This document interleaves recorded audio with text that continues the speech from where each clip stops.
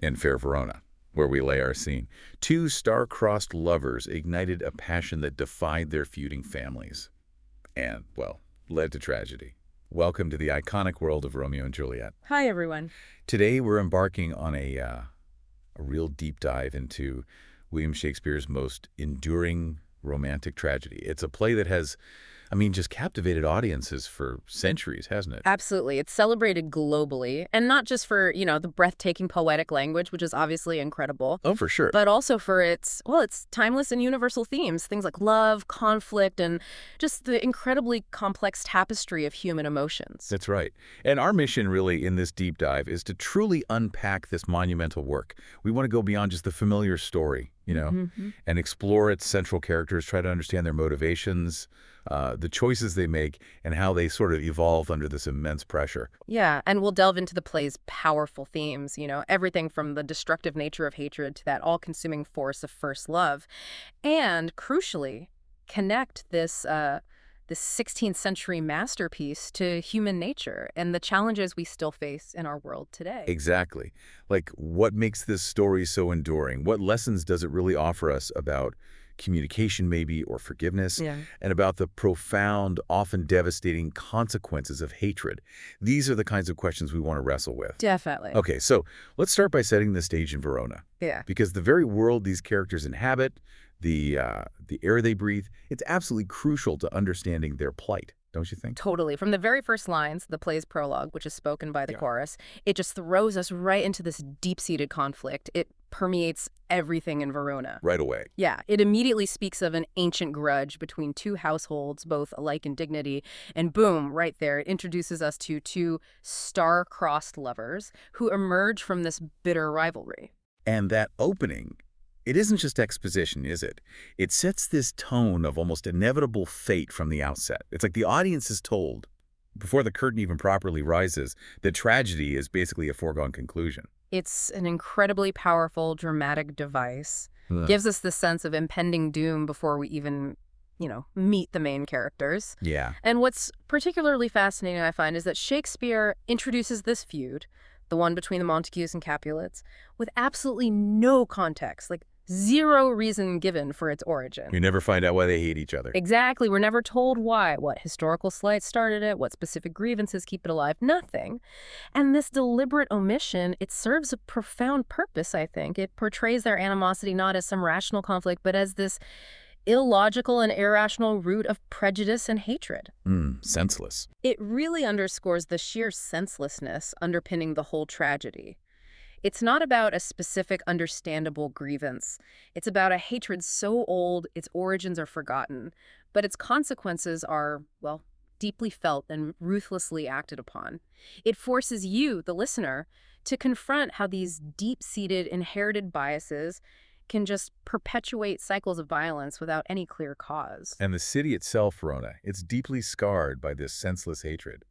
Prince Aeschylus, who's the reigning authority, he's clearly at his wit's end trying to keep some semblance of public peace. Yeah, he spells it out. He tells us that 3 civil brawls have already disturbed the city streets, disrupting daily life, turning public spaces into battlegrounds.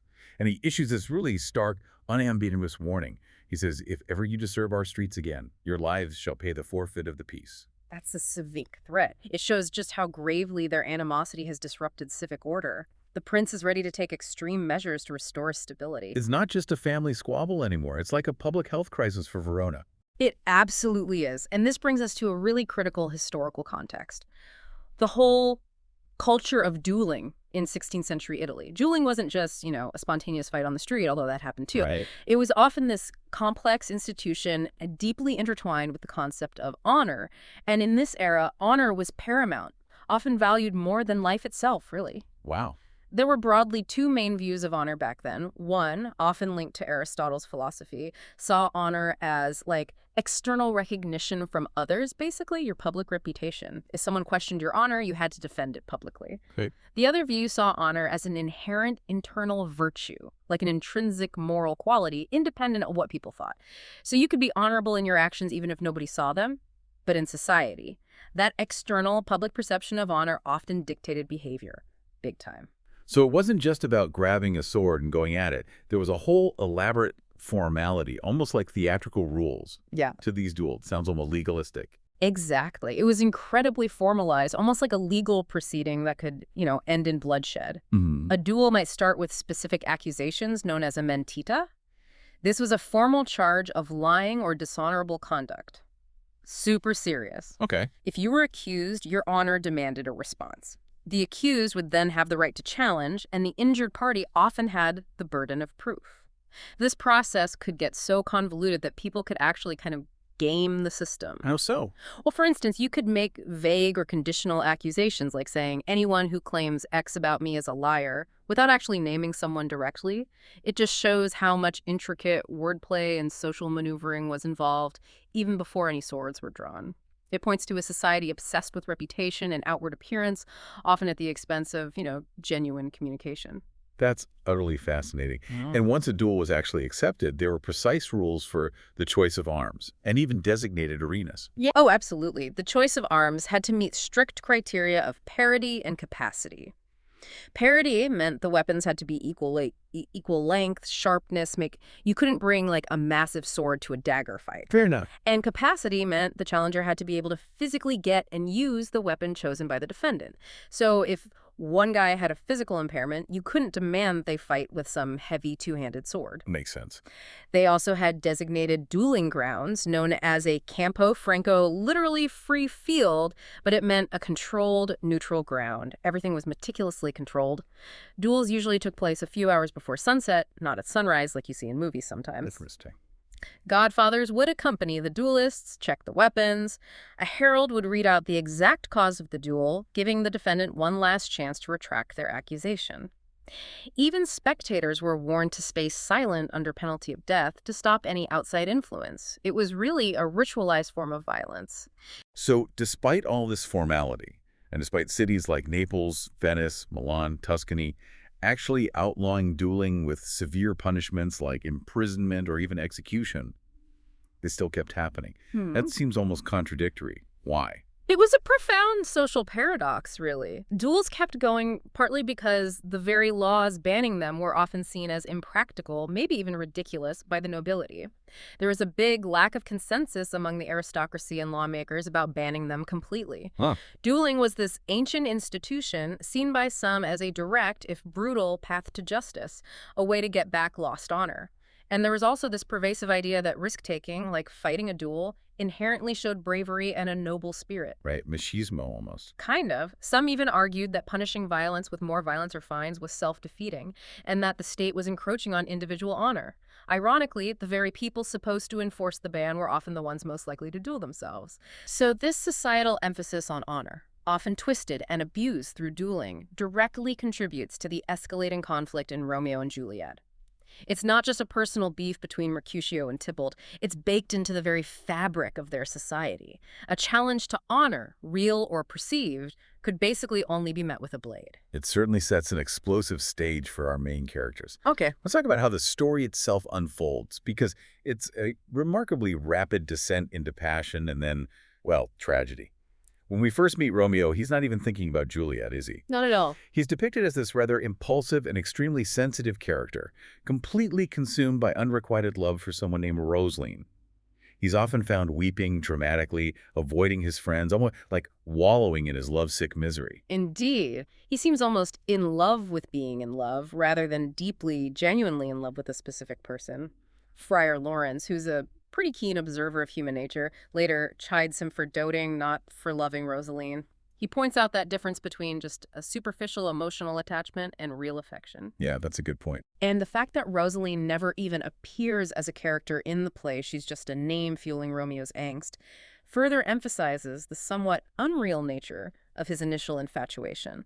It suggests his melancholy is more about his own internal romantic ideal than about a specific person. He's almost performing the role of the tragic lover rather than truly feeling the pangs of a deep mutual connection. Okay, here's where it gets really interesting, the pivotal moment. This lovesick Romeo ends up at the Capulet feast enemy territory, and it's almost entirely by accident. Right. A Capulet servant can't read the guest list, ironically asks Romeo and Benvolio for help, and inadvertently leads them to the very place they absolutely should not be. And that's where Romeo sees Juliet, across the room. His famous line, "Oh, she doth teach the torches to burn bright." It just captures that immediate, dramatic, absolute shift in his affection.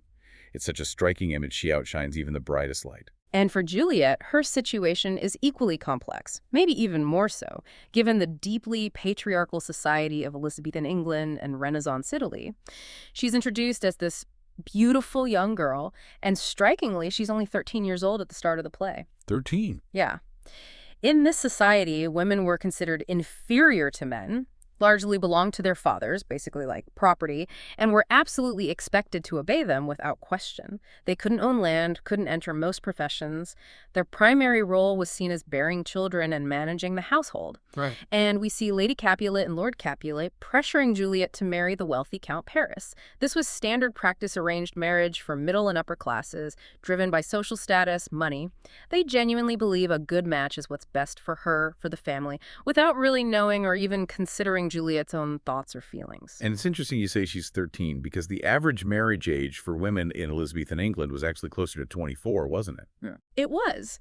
Shakespeare likely used the stereotype of very young upper-class marriages, which was perhaps more common in Renaissance Italy, specifically for dramatic effect. It heightens that sense of youthful innocence and the overwhelming speed of their passion. Right. And then the iconic balcony scene. Romeo, hiding below Juliet's window, overhears her heartfelt soliloquy. But soft, what light through yonder window breaks. It's just pure poetic beauty, raw emotion. Totally. And Juliet famously laments Romeo's name. "Oh, Romeo, Romeo, wherefore art thou Romeo?" It's so often misunderstood, isn't it? People think, "Where are you?" Yeah, they do. But wherefore actually means why. She's not asking where he is physically. She's asking why he has to be a Montague, why his identity tied to his family is the enemy, the one huge barrier between them. Exactly. And this leads her to that profound realization, a truly revolutionary thought for her time. What's in a name? That which we call a rose, by any other name would smell as sweet. It speaks volumes, doesn't it? About the arbitrary nature of the feud, the power of individual identity, of love, over these inherited labels and senseless traditions. Their connection goes beyond the names Montague and Capulet. They see the person underneath. And that initial conversation between them is so significant, too. Their combined dialogue actually forms a perfect sonnet. Yeah, that highly structured poetic form symbolizing perfection. It's like Shakespeare is telling us, through the form itself, that the couple are perfect for each other, they complete each other. It suggests their true love transcends the conventions of society, finding harmony even in the middle of all this chaos. Even the way Juliet sometimes mirrors Romeo's words, like calling him pilgrim back. Right, it indicates this deep, almost telepathic, matching intensity of feeling and understanding between them. But then things move at an absurdly fast pace. It's just breathtakingly quick. Yeah. Romeo and Juliet decide to marry after knowing each other for less than 24 hours. I know. It's an incredibly impetuous decision. Even Friar Lawrence finds it astonishing. He does. And Friar Lawrence is initially quite skeptical, as you said. He's seen Romeo's, fleeting affections before with Rosalind. He observes, very shrewdly, young men's love then lies not truly in their hearts, but in their eyes. He worries Romeo's just captivated by beauty again, not real devotion. But he agrees anyway. He does. Despite his reservations, he agrees to secretly marry them. And his reasoning is rooted in this desperate hope that maybe, just maybe, the union might eventually bring peace to Verona, end the feud. He sees it as a risky gamble for a greater good, an act of civic duty almost, as much as a pastoral one. And we should probably quickly touch on Elizabethan marriage customs here, because they were pretty different. Good point. A betrothal back then was considered pretty much as binding as marriage itself. It involved solemn vows, exchanging a ring first on the right hand, then moved to the left after the church wedding. And the intention to marry was publicly announced for 3 Sundays in church. That was called crying the banns. It gave time for any legal issues, like a prior marriage, to come out. Interestingly, things like wedding invitations and white wedding dresses, not really customary back then. So they tie the knot in secret. And for a brief moment, you might think, okay, maybe this could actually work. Maybe this secret union can be the thing that heals Verona. But then the tragedy truly escalates, irrevocably. Yeah. Act 3, Scene 1. Let's talk about Mercutio's fiery demise. Tybalt, Juliet's hot-headed cousin, picks a fight with Romeo. But Romeo, now secretly married to Juliet, tries to defuse it, right? He doesn't want to fight his wife's cousin. Exactly. But Mercutio can't stand Romeo's apparent cowardice, or what he sees as cowardice. So he steps in to defend Romeo's honor and gets fatally wounded by Tybalt under Romeo's arm, just as Romeo is trying to break up the fight.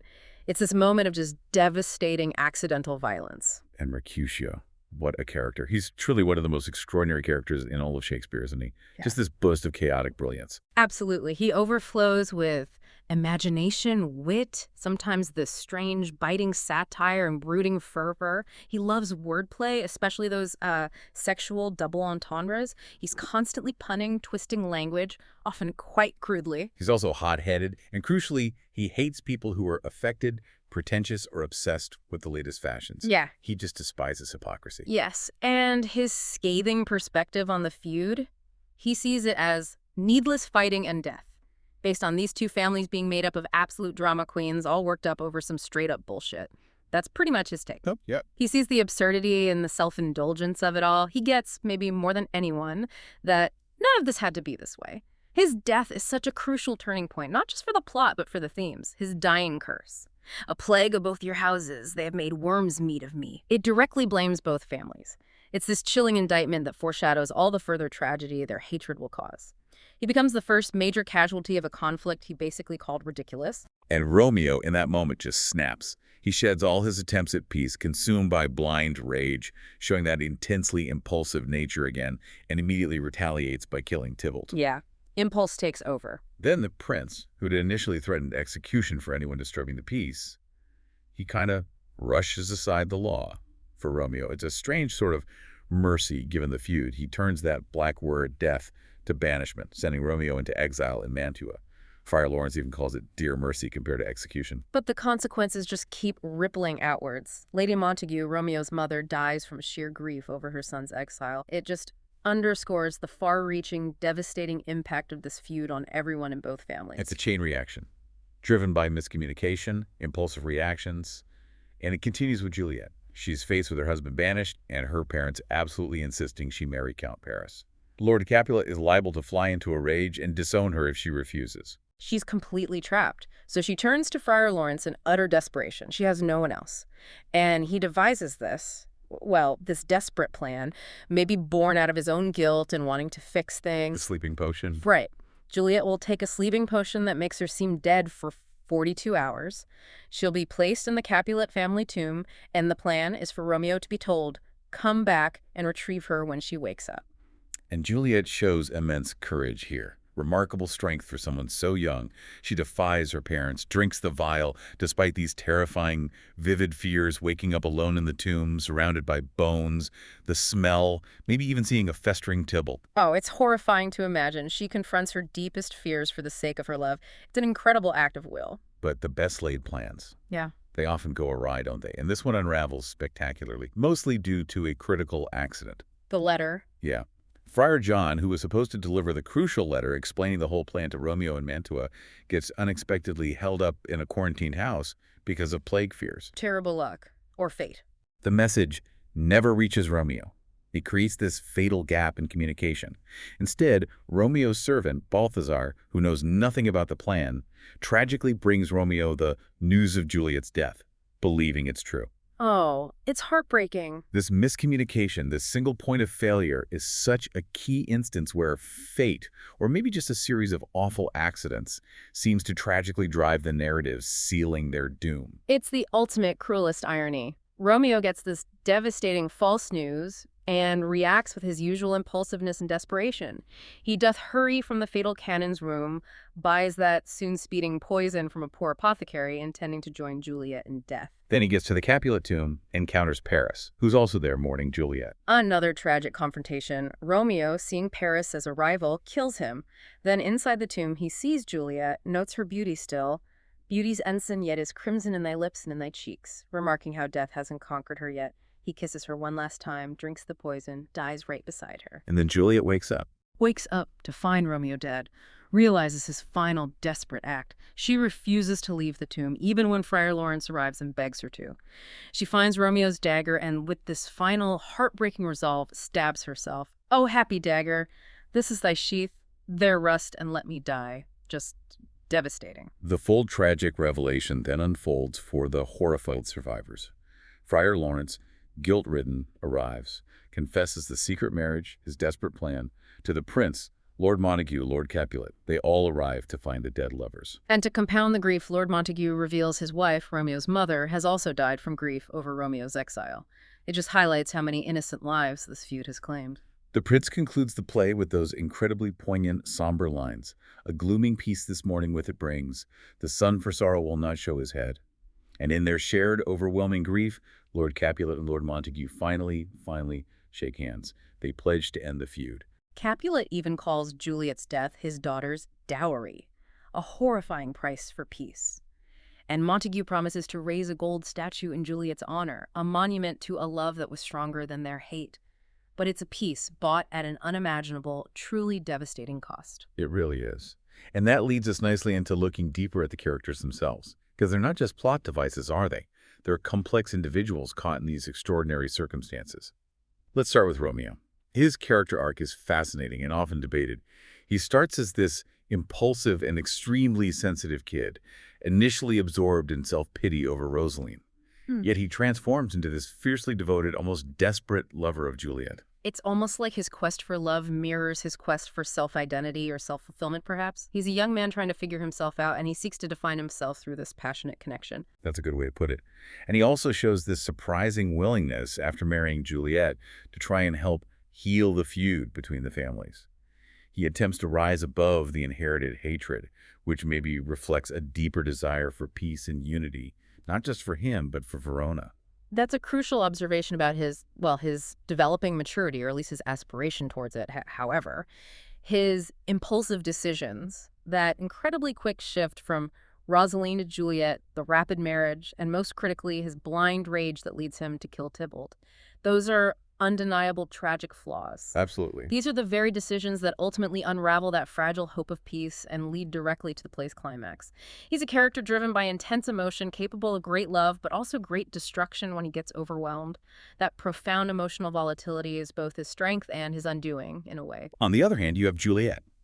Despite being just 13, despite the huge constraints of that patriarchal society where she has almost no agency, she shows incredible courage, sharp intelligence, and wit. Her defiance of her parents for Romeo, a truly rebellious act back then, showcases remarkable strength of will. She's not just a passive victim. She actively chooses her path. Her strength is undeniable and often overlooked, I think. And while some might see her words often mirroring Romeo's, like calling him pilgrim back as maybe naivete, just following his lead, Right. it can also be seen as a powerful sign that her feelings for Romeo match his for her in intensity and understanding. It suggests this profound mutual recognition of kindred spirits. Which brings us to that perennial debate audiences have had for centuries. Was their connection true love in its purest form, or was it just lust and infatuation driven by, teenagers making knee-jerk decisions based on emotion alone? It's a great question, and one that still resonates with how we see young love today. Some definitely argue that the absurdly fast pace, marrying in less than 24 hours, dead within 3 days, points strongly towards infatuation. They might say Romeo was in love with being in love, and Juliet's attraction was maybe superficial, a rebellion against her parents' arranged marriage. But the play itself seemed to guide us differently, doesn't it? I think so. The text clearly indicates right from the beginning that they were fated to be together, two star-crossed lovers. Shakespeare, I believe, takes pains to let the audience know the amount of days their romance spans, not to diminish it, but to highlight its overwhelming intensity and compressed emotional gravity. The profound true love and intentional devotion they show, despite every single mishap and external obstacle, ultimately does end pointless hatred and leads to that fragile reconciliation. And that perfect sonnet they form when they first meet, it symbolizes that the couple are perfect for each other, they complete each other. It strongly suggests their true love transcends the conventions of society, finding harmony even when their world is at war. It's a love that, by its very existence and tragic end, forces the world around it to change. Beyond the lovers themselves, the supporting cast plays truly crucial roles in shaping this tragedy. Let's talk about Friar Lawrence. He's often seen as pretty sympathetic, right? Yeah. A kind, civic-minded Franciscan friar, a proponent of moderation, someone always ready with a plan. He's even an expert in the use of seemingly mystical potions and herbs. Sounds like the ideal mentor figure. Well, while his intentions are undoubtedly good and he genuinely hopes for peace, his bad advice, that incredibly risky plan with the sleeping potion and the infamous unreceived letter, those are undeniably key outside forces that contribute directly to the tragic downfall. Yeah, his help backfires horribly. It does. His attempts to help, ironically, become instrumental in their deaths. He's a tragic figure himself, really, caught between his desire to do good and these uncontrollable forces of fate and human impulsiveness. He kind of represents the well-meaning adult whose plans, despite their wisdom, just get undone by the chaotic realities of life and youthful passion. And then there's Mercutio, Romeo's close friend, the prince's kinsman. As we said, one of the most extraordinary characters, just a whirlwind of energy, full of imagination, wit, sometimes that strange biting satire and brooding fervor. And he loves wordplay, especially those double entendres. He's also hot-headed, and crucially, as you mentioned, he hates people who are affected, pretentious, or obsessed with the latest fashions. He despises hypocrisy, his scathing view on the feud, seeing it as needless fighting and death, based on these two families being made up of absolute drama queens all worked up over some straight-up bullshit, is this powerful, almost modern critique of their irrational hatred. He's the voice of cynical reason. Pretty much. Pointing at the absurdity. His death, provoked by Tybalt and complicated by Romeo trying to intervene, is that crucial turning point. It fuels Romeo's rage, sets the final, irreversible course for the tragedy. He's the embodiment of wasted potential, a victim of the very senselessness he despised. On the other side, we have Tybalt, Juliet's cousin, described as vain, fashionable, supremely aware of courtesy and the lack of it, a real stickler for tradition and proper behavior. Yeah. And he quickly becomes aggressive, violent, and quick to draw his sword when he feels his pride has been injured. Most notably, he just loathes Montagues with an almost pathological intensity. Tybalt is the embodiment of that inherited hatred and aggressive violence. His blind rage, his constant willingness to provoke fights, even against Romeo, right after the secret marriage, when Romeo's trying to keep the peace, directly contributes to the escalating violence that consumes the city and leads to his own death, and Mercutio's. He represents that destructive force of prejudice, someone who thrives on conflict and just cannot see beyond the family name. His uncompromising nature makes him a real catalyst for the tragedy. The nurse is another vital character. She provides comic relief, but also a touch of grounded, earthy reality. She's Juliet's wet nurse, cared for her entire life, making her more of a surrogate mother than just a servant. She's vulgar, long-winded, and sentimental, often providing that much-needed comic relief with her rambling stories. Definitely provides laughs. However, her loyalty to Juliet gets tested, and her practical advice telling Juliet to just marry Paris after Romeo's banished reveals this pragmatic but ultimately unhelpful view of love and marriage. She believes in securing Juliet's social and economic well-being rather than upholding Juliet's ideal of true love. It clashes fundamentally with Juliet's feelings. Completely. She embodies those societal pressures and expectations, even if she genuinely cares for Juliet.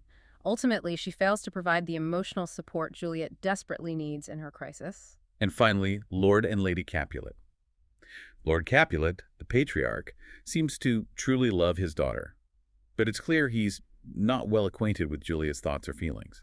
He prioritizes that good social match with Paris, the advantageous alliance for the family, and he is liable to fly into a rage when his authority is challenged. Yeah, he doesn't handle opposition well at all. And Lady Capulet, Juliet's mother, she largely relies on the nurse for moral and pragmatic support. She also pushes hard for the marriage to Paris, maybe out of similar desire for social advancement or just adhering to the norms. Their roles really powerfully highlight the severe constraints placed on women in that society. Daughters as commodities in arranged marriages, and the destructive impact of parental control when it's not balanced with understanding and empathy for their child's individuality. Exactly. Their inability to truly listen to Juliet, to see her as more than just a pawn in their social maneuvering, is a significant contributing factor in the tragedy. They represent those oppressive societal structures that ultimately trap their daughter. Okay, as we've dissected the plot and characters, it becomes so clear that Romeo and Juliet is extraordinarily rich with these enduring themes that still resonate deeply today, centuries later. First, that stark fundamental contrast. Love versus hate and prejudice. The play powerfully illustrates the destructive power of hatred and prejudice through that illogical and irrational feud driving everything. A hatred without a clear beginning, yet it consumes generations. It truly does. And this is set against the overwhelming intensity of first love between Romeo and Juliet. Love in the play is portrayed as all-encompassing and all-consuming, a force so powerful it tries to bridge even the deepest divides. It's presented as this pure, almost divine counterpoint to the corrupting influence of hate. And that universal theme, love's power against societal conflict. It continues to resonate, doesn't it? Reflecting ongoing struggles with prejudice, division, tribalism in our own society. Yep. It makes you ask, can love really conquer all, or is it always vulnerable to the forces of hate? It's the central question, perhaps. Next, let's delve into that complex interplay of fate versus free will. This is a theme that sparks endless debate. During Shakespeare's Elizabethan era, people strongly believed in the Wheel of Fortune, this concept of predetermined destiny, fate, superstition. Right, astrology was big. Exactly. They were keenly interested in astrology, believed the stars and planets held some kind of power over man and nature. So it's no accident the lovers are explicitly called star-crossed right in the prologue. It implies their destiny is written in the heavens from the start. And there are numerous instances in the play that strongly suggest predestination, or maybe just inescapable bad luck. Like the accident of the servant unintentionally inviting Romeo and Benvolio to the Capulet party, leading directly to their fateful meeting. Or the seemingly coincidental timing Romeo and Juliet meeting when both committed to someone else, in a way. Romeo to Rosaline, Juliet being pushed towards Paris, Friar John's quarantine stopping the letter, another perfect example of an accident sealing their doom. In Paris just happening to be at Juliet's tomb when Romeo arrives, it complicates things further. Leads to another death. Exactly. These accidents just pile up, creating this powerful sense that maybe Romeo and Juliet are indeed predestined to die, their path guided by forces beyond their control. But then you absolutely have to look at the other side. Instances where characters clearly exercise free will, making choices that actively steer events. The feud between the Capulets and the Montagues itself is a prime example. It's not fated. It's a choice they make, generation after generation, to continue it, despite the warnings, despite the suffering. Absolutely. And Romeo and Juliet's choice to enter into the bonds of marriage, knowing the profound risks, that's free will. Romeo's impulsive decision to fight Tybalt after Mercutio's death, ignoring his own earlier attempts at peace, free will. And the ultimate deliberate suicides of both Romeo and Juliet, these are powerful acts of free will. Nothing forces those actions except their own desires, their intense emotions, their determination to be together, even in death. Precisely. So Shakespeare masterfully, I think, succeeded in intertwining both ideas into the play. It prompts us, the audience, to ponder how much was based on fate and how much was based on the choices the different characters made. It's designed to make you question, to look for those moments where a different decision might have changed everything. And speaking of choices, a massive, undeniably central theme is the impetuosity and recklessness of youth. That incredibly compressed timeline, just 3 intense days, is so critical to understanding the characters' hasty and reckless decision-making. Friar Lawrence himself gives that prophetic warning. These violent delights have violent ends, a really poignant observation on extreme passions. This brings us to a fascinating concept from psychology, the Romeo and Juliet effect. Ah, yes. In psychological terms, this refers to how shared experiences of external challenges only serve to create stronger emotional connections in adolescent relationships. When teenagers feel they're fighting against outside forces, especially parental disapproval, their relationship can become this kind of protective sanctuary, an us against the world mentality. Yeah. Parental disapproval can be interpreted as one of the most substantial challenges to a teenager's emerging sense of self, triggering a defensive response. This phenomenon perfectly encapsulates Romeo and Juliet's rapid, intense bond, their willingness to defy their families. They find strength and meaning in their mutual opposition to the external world. It helps explain why some young loves, when faced with obstacles, burn so much brighter and faster. It's so relevant to modern challenges, isn't it? The intense, impulsive decisions young people make, generational conflict between parents and kids, the fervent search for true love. These are all things we still see teenagers grapple with today, maybe without the literal duels and poisons, hopefully. Absolutely. And the play offers, I think, profound, enduring insights for parents and young people today. It subtly suggests maybe try not to take the fact that they're going against your wishes personally when a teenager is making choices that seem defiant. Remember that their newfound confidence is a quest to establish a strong personal identity separate from their family. Yeah, that's key. Navigating these intense relationships requires immense patience, empathy, and understanding from everyone involved. There are no perfect solutions, only opportunities for continuous learning, growth, and adaptation within families. Every interaction is a chance to build trust and strengthen your connection, showing your children that you'll catch them if they falter, even if you fundamentally disagree with their choices. Embracing them, rather than turning away, seems key to fostering resilience and open communication during those crucial formative years. The enduring power of language is another theme that truly sets Romeo and Juliet apart, makes it so impactful. Shakespeare's masterful use of contrasting language, particularly oxymora, is just brilliant. It adds so much to the emotional landscape, like Romeo's "Oh, brawling love, oh, loving hate," or Juliet's "beautiful tyrant, fiend angelical." Those oxymoras, they aren't just clever wordplay, they're incredibly rich poetic devices that powerfully reflect the turmoil and the paradoxical nature of their situation.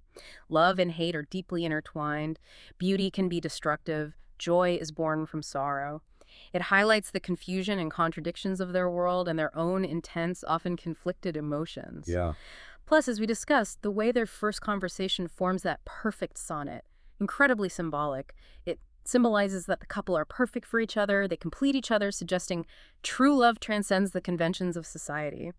And Juliet, mirroring Romeo's words like pilgrim, indicates that matching intensity of feeling, that deep mutual understanding, whether it's youthful naivete or a profound, almost spiritual connection. Finally, what timeless lessons can we take from this tragedy about reconciliation? The ultimate consequences of hatred are stark, painful, clear. The deaths of several children, Mercutio, Tybalt, Paris, Romeo, Juliet, all caught in their parents' pointless hatred. It's such a heavy price for an ancient grudge. This is perhaps the play's most devastating and crucial lesson.